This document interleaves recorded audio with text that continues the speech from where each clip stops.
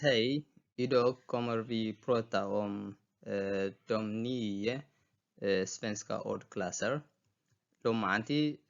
بزعبا اب ቋንቋ شودن ዝርከቡ ትሽዓተ ክፋላት ዘረባ ወይ ድማ ሰዋስው ክንዛረብና ወይ ድማ ክንመሃሪና ሳቶም በዓል መን ኣብዚ ክንሪኦም ማለት እዩ ሱብስታንቲቭ ሓደ ካብኦም እዩ ሱብስታንቲቭ ክንብል ከለና ስም ማለት እዩ ስም ሶከር ኤምነን ሸንስሉር ኤገናምን ወዘተ ማለት እዩ ብዛዕባ ነገራት ብዛዕባ ኣርእስታት ብዛዕባ ስምዒታት ከምኡውን ናይ ዋንነት ኣስማት ናይ መፀውዒ ኣስማት ክንዝርዝር ከለና ብዛዕባ ስም ንዛረብ ኣለና ማለት እዩ ንኣብነት ነገራት እንድሕር ኢልና ጣውላ ኩባያ ገዛ መፅሓፍ መኪና እዚኦም ነገራት ክኾኑ ከለዉ ኣርእስታት ከዓ ናይ ዝተፈላለየ መፀውዒ ንህቦም ኣስማት ማለት እዩ ዝኾነ ኣርእስታት ንህብና መፀውዒ ማለት እዩ ዝተፈላለዩ ፊልምታት ክኾን ይኽእል ወይ ድማ ዝተፈላለዩ መፅሓፍቲ ክኾን ይኽእል ወይ ድማ ናይ ዝተፈላለዩ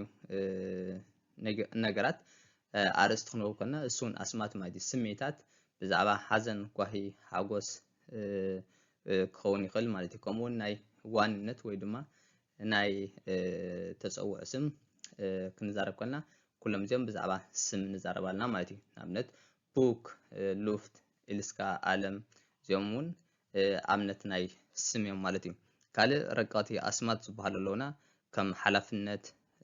ዕርክነት ፍርሒ ህንጡይነት ንግሆ ምሸት ገለ ዝብሉ እዚኦም እውን ገለ ክፋል ናይ ሱብስታንቲቭ እዮም ግን ንባዕሉ ሱብስታንቲቭ ዴፊንስ ኦሊካ ሶርት eller olika typer av substantiv men vi kommer inte att prata om det just nu ሕጂ ብዛዕባ እቶም ዝተፈላለዩ ክፋላት ናይ ስም ኣይንዛረብና ኣብ ዝቕፅል ዕሙቕ ኣቢልና ክንዛረብና ማለት እዩ verb ማለት እንታይ ማለት እዩ ግሲ det man gör eller det som händer ክንዛረብ ከለና እንታይ ብዛዕባ ሓደ ነገር ዘጋጠመ እንታይ ከም ዘጋጠመን ንዛረብ እንድሕር ኣለና ብግሲ ጌርና ንጥቀም ወይ ድማ ብግሲ ጌርና ንገልፆ ማለት እዩ ስለዚ ብዛዕባ ሓደ ነገር እንታይ ከም ዘጋጠመ ወይ ድማ እንታይ ከም ዘጋጠም ዝሕብር ነገር ክንዛረብ እንድሕር ኮይና ግሲ ዝበሃል ሰዋስው ንጥቀም ማለት እዩ ንተግባር ንፍፃመ ንኹነት ወይ ድማ ንሃለዋት ንምግላፅ እንጥቀመሉ ክፍሊ ሰዋስው እዩ ግሲ ሓደ ንከምዚ ዓይነት መግለፂ እንጥቀመሉ ክፍሊ ሰዋስው እዩ ንኣብነት ሬግና ሲክላ ቴንካ ሄታ ኣር ወዘተ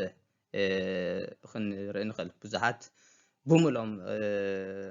ቨርብ ወይ ድማ እዞም ግሲ ንብሎም ብዙሓት እዮም ማለት እዩ ገለ ካብኦም ግን እዚኦም ንውሰድ ገለ ኣብነት በዚኦም ሬግና ሲክላ ቴንካ ዝብሉ ክንርኢ ንኣብነት ዮግ tror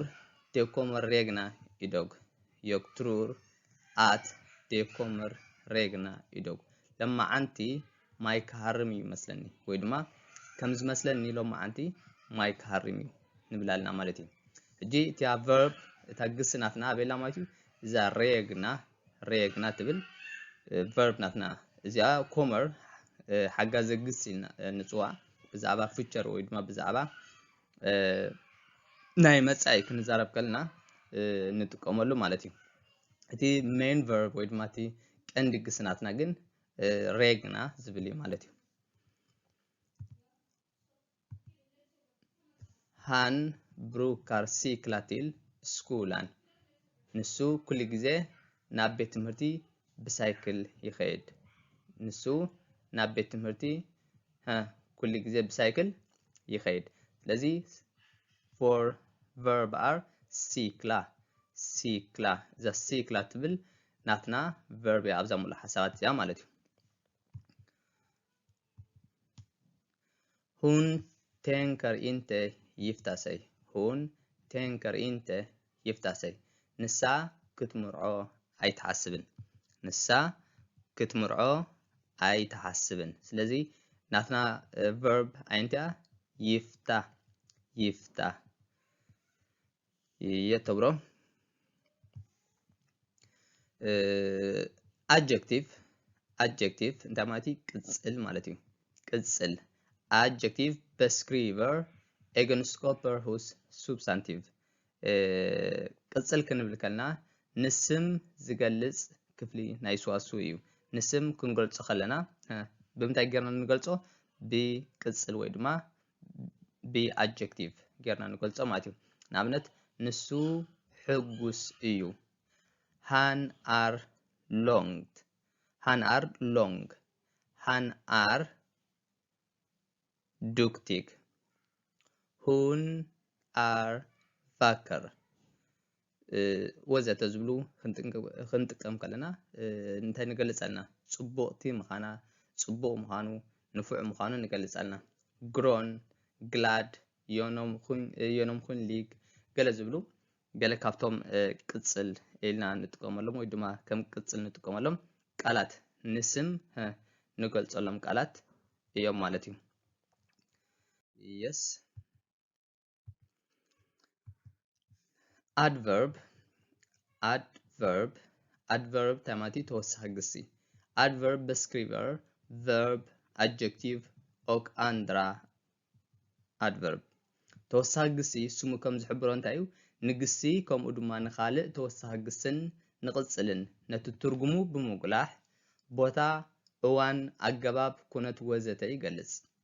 ከመይ ስለምንታይ መዓስ ከመይ ገይሩ ብኸመይ መገዲ ወይ ብኸመይ ኣገባብ ወዘተ ንዝብል ሕቶ ድማ ሙሉእ መልሲ ይህበና ማለት እዩ ገለ ካብቶም adverb ንጥቀመሎም alltid bra inne inte kanske aldrig ofta ibland ገለ ዝብሉ ተወሰኽቲ ግስታት ማለት እዩ adverb ኢልና ንፅውዖም ማለት እዩ እንታይ ማለት እዩ alltid እንድሕር ኢልና ኩሉ ግዜ ማለት እዩ bra እንድሕር ኢልና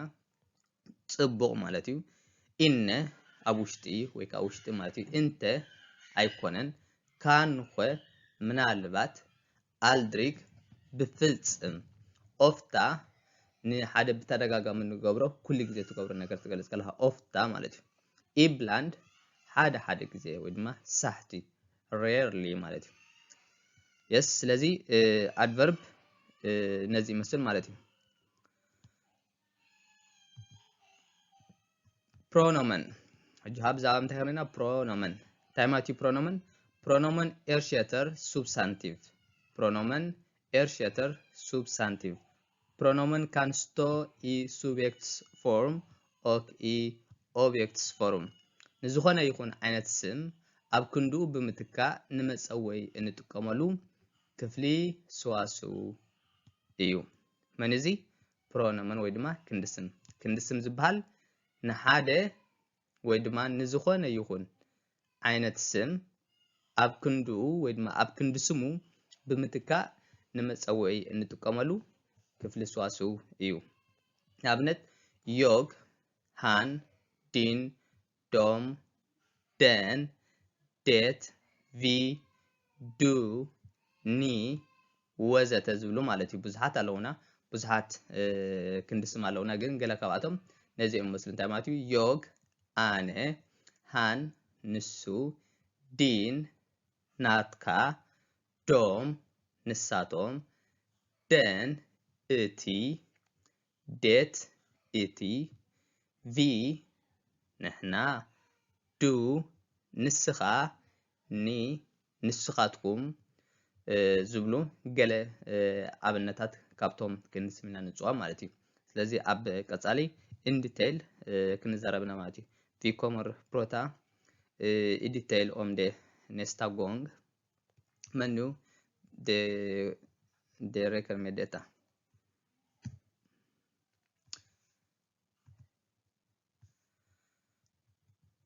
prepositioner እንታይ ማለት እዩ prepositions ኢልና ንፅውዖ in english prepositioner på svenska እንታይ ማለት እዚ መስተዋድድ korta oböjliga ord som ofta anger läge riktning tid መስተዋድድ ምስ ክንዲ ስም ወይ ድማ ቅጽል እናተዘውተረ ሓረግ ብምቋም ብዛዕባ ቦታ ግዜ ወይ ካልእ ተዛምዶ ዝገልጽ ክፍሊ ሰዋስው እዩ ስለዚ ፕሮፖዚሽን ወይ ድማ መስተዋድድ ኣበይ ከም ዘለኻ ናበይ ትኸይድ ከም ዘለኻ ናበይ ትመጽእ ከም ዘለኻ ዝገልጽ ብምንታይ ጌርና ንገልጾ ብመስተዋድድ ጌርና ንገልጾ ብፕሮፖዚሽነር ጌርና ንዛረብ ማለት እዩ ንኣብነት ኢ ፖ under vid genom utan efter idag ab i ab ወይ ከዓ vid ክንብል ንኽእልና ፖ ኣብ ላዕሊ ወይ ድማ ኣብ ላዕሊ ንጥቀመልና ኣብዚ ክንብል ወይ ድማ ኣብ ክንብል እውን ንጥቀመሉ ኢና under ኣብ ታሕቲ ወይ ድማ ታሕቲ vid ኣብ ክኸውን ይኽእል እዩ genom ብማእከል utan ብዘይ efter ድሓር ወይ ድማ ብድሕሪት idag ሎማዓንቲ ዝብሉ ገለ ኣብነታት ናይ መስተዋድድ እዮም ማለት እዩ de är några exemplar på propositioner. Yes.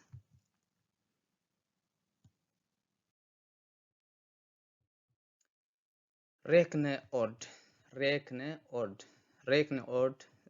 berättar hur många och i vilken ordning finns någonting. Hade ነገር ኣበየናይ ደረጃ ኣብ ቀዳማይ ደረጃ ድዩ ኣብ ካልኣይ ደረጃ ድዩ ኣብ ሳልሳይ ደረጃ ሳልሳይ ራብዓይ ሓምሻይ ወፂኡ ወይ ድማ ኣብ ራብዓይ ሓምሻይ ሻድሻይ ቦታ ሒዙሎ ክንብል ከለና ንጥቀመሉ ወይ ድማ 1 2 3 እንዳበልና ክንቆፅር ከለና ንጥቀመሉ ክፍሊ ናይ ሰዋስው ወይ ድማ ክፍሊ ናይ ዝርርብ እዩ ማለት እዩ 1 2 första andra tredje fjärde femte ገለ እንዳበልና ክንጥቀም ከለና ብሬክንኦርድ ኦርድ ክላስ ወይ ድማ በዚ ናይ ምቁፃር ሰዋስው ወይ ድማ ክፍሊ ዝርርብ ወይ ድማ ክፍሊ ዘረባ ንጥቀም ማለት እዩ ኮንጁንክሽን ማለት ኮንጃንክሽን ማለት እዩ in English binder ihop ord fraser och satser መስተጻምር ማለት እዩ ኮንጁንክሽን ማለት መስተጻምር ማለት እዩ ንቃላት ንሓረጋት ወይ እውን ንሙሉእ ሓሳባት ዘጣምር ወይ ከዓ ዘዛምድ ክፍሊ ሰዋስው እዩ ንኣብነት ኦክ መን ኤለር eftersom för att dessutom ዝብሉ ብዙሓት ናይ ቋንቋ ሽወደን ከም ኣብነት ክንወስዶ ንኽእል ማለት እዩ ስለዚ vi kommer prata om det nästa gång i detalj men för idag det kommer räcka med det yes interjektioner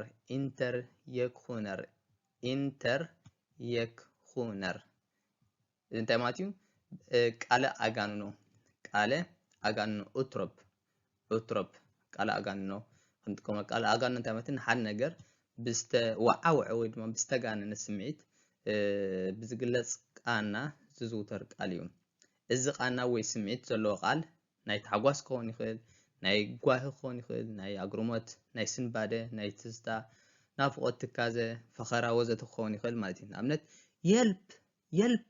ኣይ የልፕ ክትብል ከለኻ ሓገዝ ትደሊ ከም ዘለኻ ትነግር ኣለኻ ኦይ ክትብል ከለኻ ንኣብነት ኦይ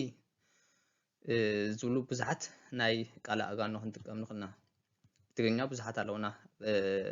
ሳማ ፖስፌንስካ ኦክሶ ስለዚ ናይ ሎም ዓንቲ ትምህርትና ነዚ ይመስል ነይሩ ኣብ ዝቕፅል ነውሶ ወከፍ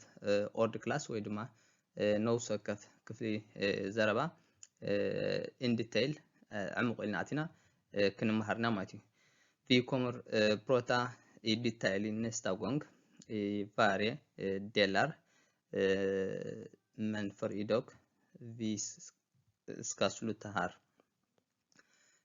tack så mycket för att ni lyssnade